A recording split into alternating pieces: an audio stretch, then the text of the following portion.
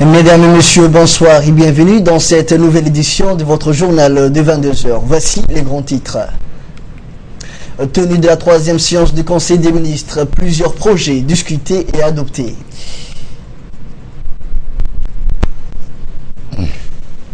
Et également dans l'actualité, Djibouti, IGAD, FAO, réunion sur la sécurité alimentaire et nutritionnelle à Djibouti. Merci de nous rejoindre. Le président de la République, Ismaël Omar Guelleh, a présidé ce matin la troisième séance du Conseil des ministres au palais présidentiel.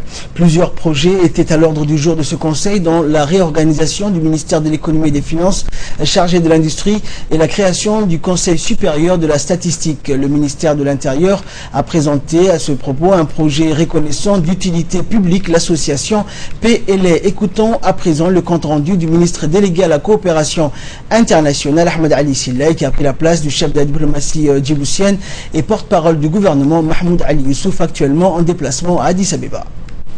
Sous la présidence de son Excellence M. Ismaël Omar Guelleh, président de la République et chef de gouvernement, s'est tenu le Conseil des ministres pour sa troisième séance 2015.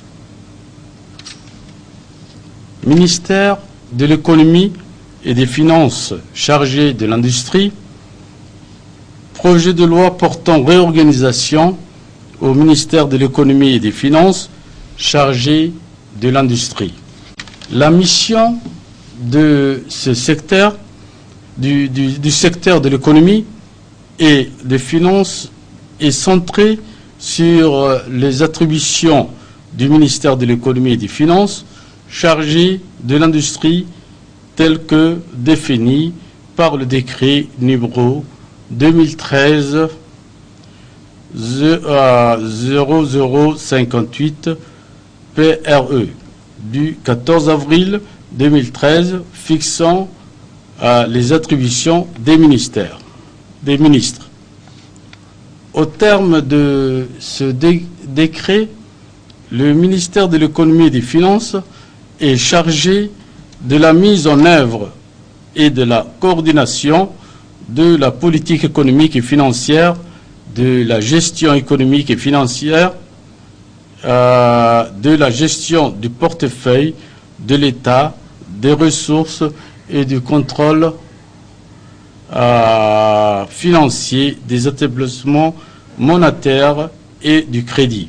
Le nouvel organigramme du ministère de l'économie et des finances chargé de l'industrie est composé de le secrétariat général, l'inspection générale des finances, la direction du financement extérieur, la direction de l'économie, la direction du portefeuille de l'État et de l'audit, la direction de l'industrie, la direction des ressources humaines et enfin la direction des affaires juridiques. Le deuxième point, c'est sur le projet de décret portant création du Conseil supérieur de la statistique et du comité des programmes statistiques et de méthodologie. Le présent décret relatif à la mise en place du Conseil supérieur de la statistique est pris en application de la loi numéro 124 AN 11 6e législature du 20 novembre 2011 portant organisation de l'activité statistique et l'organisation du système statistique national. Fidèle à l'esprit de cette loi statistique, il vise à rendre fonctionnelle et efficace la coordination du système statistique appelé Comité de programme statistique et de méthodologie. De ce fait, le présent décret définit la composition, le fonctionnement et les attributions de ces organes de pilotage et de coordination des activités statistiques au niveau national. Ministère de l'Intérieur. Troisième point constitue le ministère de l'Intérieur le projet de décret portant reconnaissance d'utilité publique, l'association PLA. L'association PLA est une association de la loi 1901 et légalisée le 12 juin 2003 sous le récépissé numéro 134 délivré par le ministère de l'Intérieur et de la décentralisation avec le siège social à Djibouti. Depuis sa création, l'association PLA a entrepris de réaliser plusieurs projets à caractère socio, économique et culturel en partenariat avec le pouvoir ainsi que les agences onusiennes. Le ministère de l'Agriculture a présenté un projet d'arrêté interdisant l'extraction des matériaux dans les zones de captage de la nappe phréatique de Djibouti. Durant cette troisième séance de Conseil des ministres, des parcelles de terrain ont été attribuées au ministère des Affaires étrangères, des Affaires musulmanes et de la Culture et au secrétariat d'État à la jeunesse et au sport pour l'identification et la construction de l'institut diplomatique, d'une mosquée au Saline Ouest et d'un aire de jeu sur la route d'Arta. Enfin, un compte rendu sur la visite du président turc Recep Tayyip Erdogan à Djibouti a été fait. Écoutons la suite du compte rendu du ministre. Ministère de l'Agriculture, de l'eau, de la pêche, de l'élevage et des ressources halieutiques. Projet d'arrêté portant à interdiction d'extraction des matériaux dans les zones de captage de la nappe de Djibouti. Les ressources renouvelables sont qualifiées comme des ressources pouvant être consommées sans être épuisées, car elles peuvent se régénérer en permanence.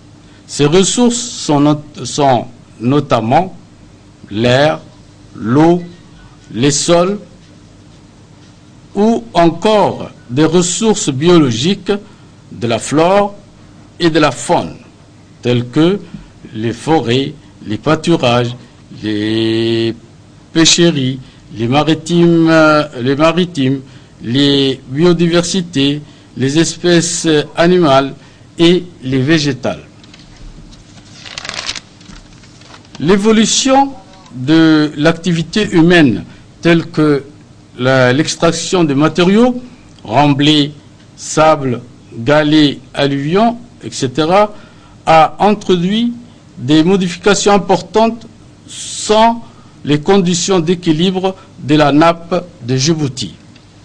Une gestion équilibrée et globale de cette nappe est devenue une nécessité pour préserver à la fois les ressources en eau de la nappe et celles des périmètres de captage afin de maintenir la qualité pour la consommation humaine. Par conséquent, une nouvelle zone d'extraction a été créée dans la zone de l'Oued, Boulé et Barishlé. Ministère du Budget. Projet d'arrêté portant affectation au ministère des Affaires étrangères et de la coopération internationale une parcelle de terrain. Le projet d'arrêté a pour objet l'affectation au ministère des Affaires étrangères et de la coopération internationale une parcelle de terrain d'une superficie de 2715 mètres carrés, 6 au plateau de Djibouti. Cette parcelle de terrain est destinée à l'édification de l'Institut des études diplomatiques. Le sixième point concerne le projet d'arrêté portant affectation au ministère des Affaires musulmanes, de la Culture et des biens WAF, une parcelle de terrain 6 au Saline Ouest. Le projet d'arrêté a pour objet l'affectation au ministère des Affaires musulmanes, de la Culture et des biens WAF une parcelle de terrain d'une superficie de 664 mètres carrés, 6 au Saline Ouest. Cette parcelle de terrain est destinée à la construction d'une mosquée. Le 7e point concerne le projet d'arrêté portant affectation d'une parcelle de terrain au profit du secrétariat d'État à la jeunesse et aux sports. C'est le projet d'arrêté concernant l'affectation au secrétariat d'État à la jeunesse et au sport est une parcelle de terrain d'une superficie de 1074 mètres carrés, 6 à la route d'Arta. Cette parcelle de terrain est destinée à la construction d'un aire de jeu. En fin de séance, le ministère des Affaires étrangères et de la coopération internationale a fait un compte-rendu sur la visite officielle du président de la République de Turquie, son Excellence M. Recep Tayyip Erdogan, en République de Djibouti du 23 au 24 janvier 2015. Le ministère des Affaires étrangères et de la coopération internationale a fait un rapport de la session extraordinaire du Conseil de la Ligue des États arabes des ministres des Affaires étrangères le 15 janvier au Caire, en Égypte.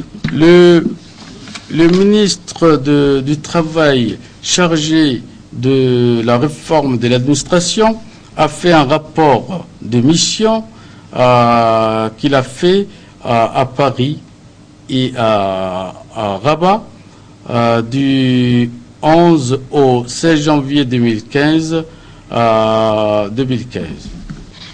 Le ministre de la promotion de la femme et du planning familial chargé des relations avec le Parlement a fait un rapport de mission de la réunion des ministres en charge du genre et des affaires de la femme du 21 au 23 janvier 2015 à Addis Abeba, en Éthiopie.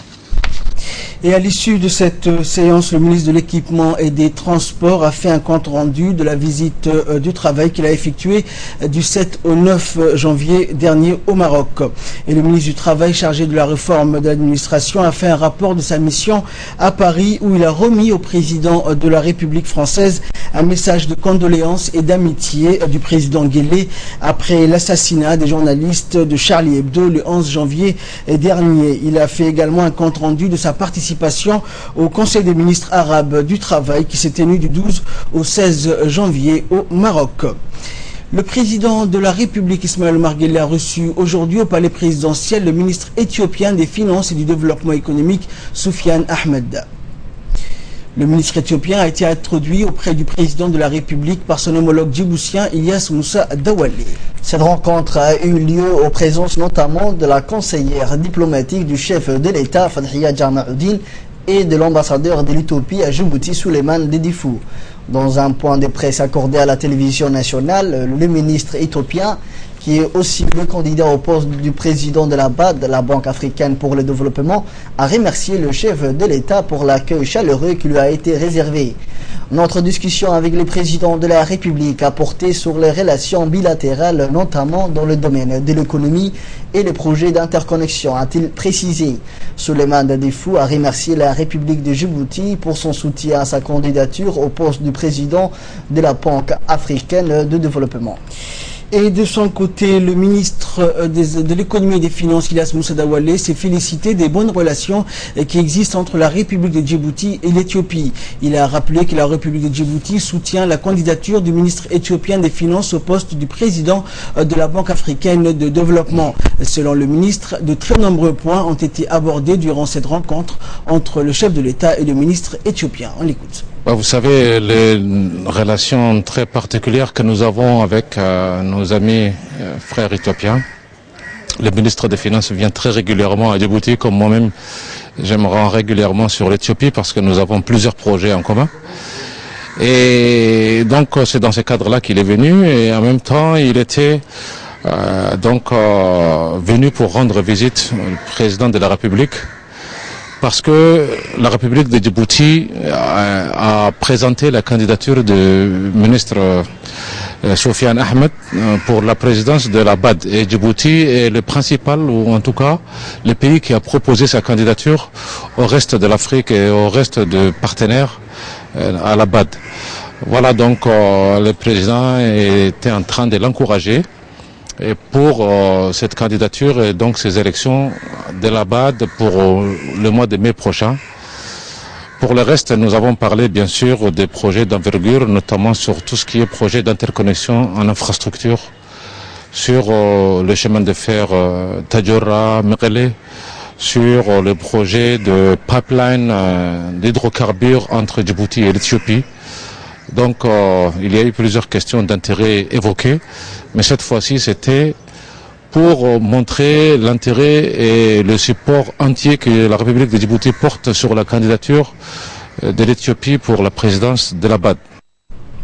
Le chef de la diplomatie djiboutienne Mahmoud Ali Youssouf participe depuis hier à Addis Abeba à la 26e session ordinaire du Conseil exécutif de l'Union africaine. Le point inscrit à l'ordre du jour de cette réunion sont notamment l'examen du rapport annuel de la Commission de l'Union africaine pour l'année 2014 et l'examen des rapports du comité des représentants permanents auprès de l'Union africaine.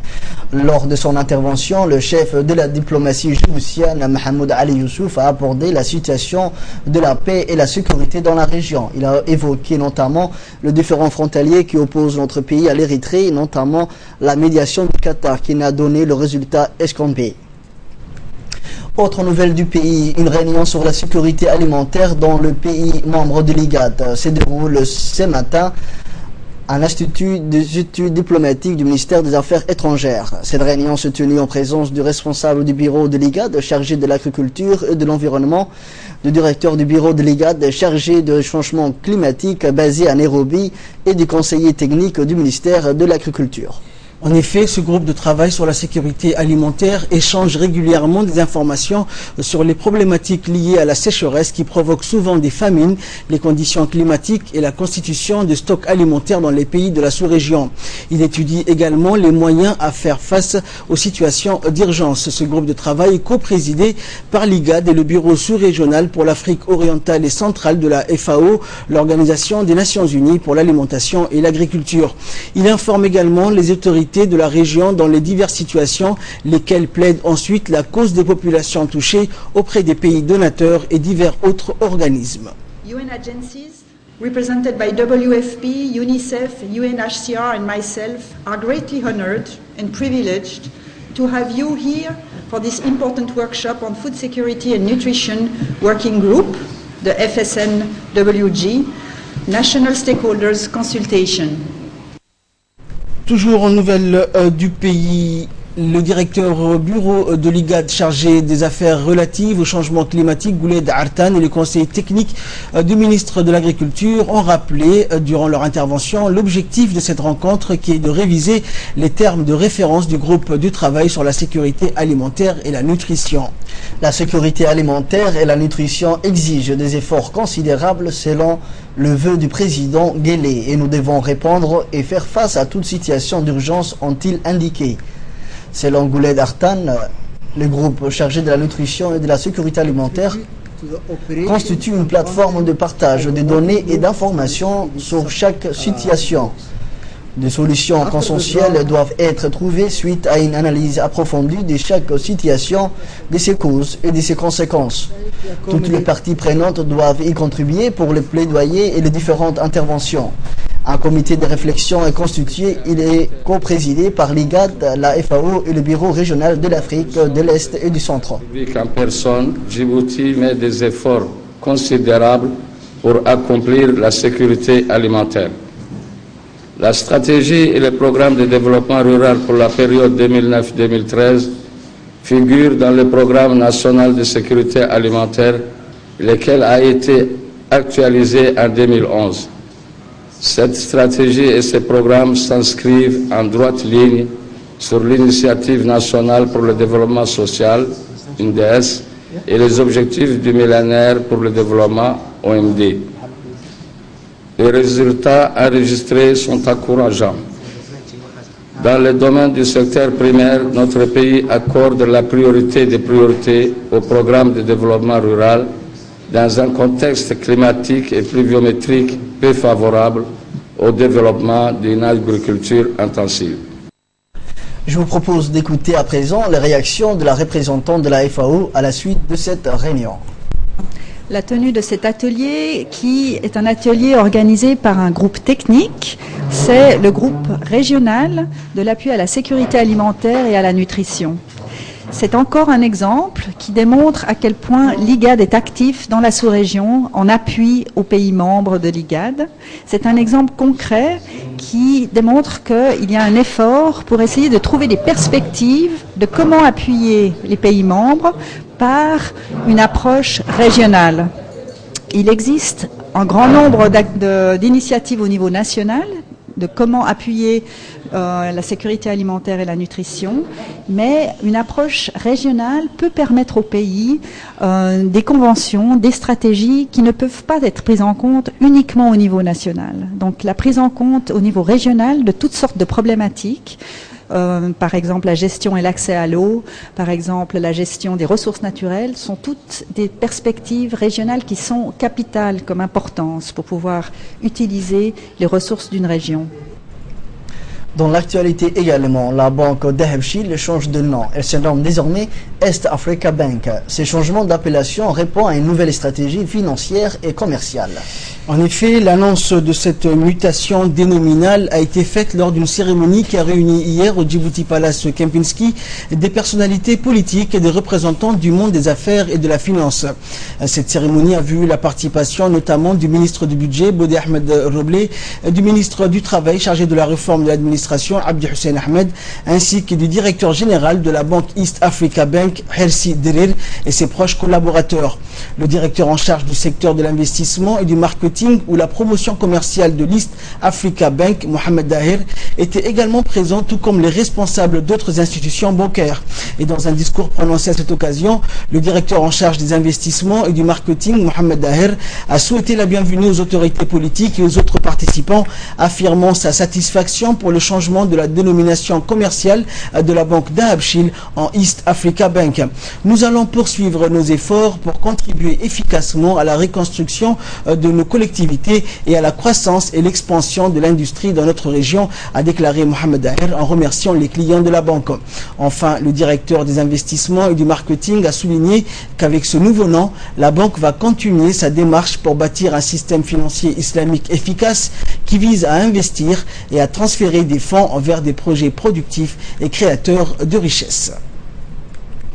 Et de son côté, le directeur général de l'East Africa Bank, Hersi Derir, n'a pas manqué de saluer les membres du gouvernement pour leur déplacement à cette cérémonie, ainsi que les hommes d'affaires et les représentants des institutions financières de la place. Il a également remercié les clients et les divers partenaires de la banque pour leur participation à cet événement. Le groupe Dahabshil a-t-il indiqué dont le siège est à Dubaï, compte une société de transfert d'argent, une autre dans le domaine des télécommunications et la East Africa Bank qui a ouvert ses locaux à Djibouti sous le nom de Dahabshil International Bank. Selon le directeur de la banque Hersi Derir, cette institution financière fonctionne selon des normes ou standards de plus élevés et offre une large gamme de produits et services conformes aux règles de l'islam. Dans notre nouvelle stratégie, nous allons offrir de nouveaux produits et services à nos clients et introduire des produits dont la mise à la disposition des clients des cartes de retrait bancaires, Visa et Mastercard, a-t-il ajouté. Selon le directeur, au cours des 4 dernières années, la banque a enregistré un fort taux de croissance. Elle a inauguré des bureaux à Hargeisa, Bosaso, à Mogadiscio en Somalie. Elle prévoit d'ouvrir une banque au Kenya également. Autre nouvelle du pays, la Fédération djiboutienne des planches à voile, conduite par le président Abdelkader Hamed et le directeur technique Youssouf Mohamed Ali, a organisé hier la première finale de la première phase de la compétition de planche à voile à l'escale de Djibouti. Et des douzaines de planchistes se sont affrontés lors de cette première finale qui s'étendra sur 20 jours. Rappelons que cette compétition a débuté le 5 janvier dernier. Les deux premiers planchistes qui amasseront le plus de victoires vont affronter les deux premiers planchistes de Tadjoura et les deux premiers d'Obok. Une compétition similaire se tiendra à Tadjoura ainsi qu'à Obok où 40 planchistes s'affronteront.